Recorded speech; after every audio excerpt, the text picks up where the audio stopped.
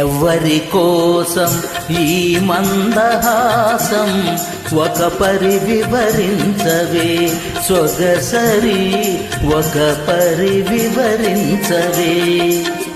చెలిమి కోసం చెలి మందహాసం ఏమని వివరించునో గడుసరి ఏమని వివరించునో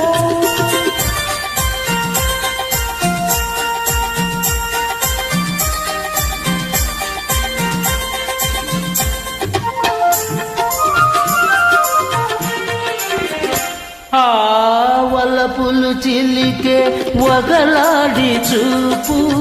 పిలవక నిలిచి విరహాలు రేపు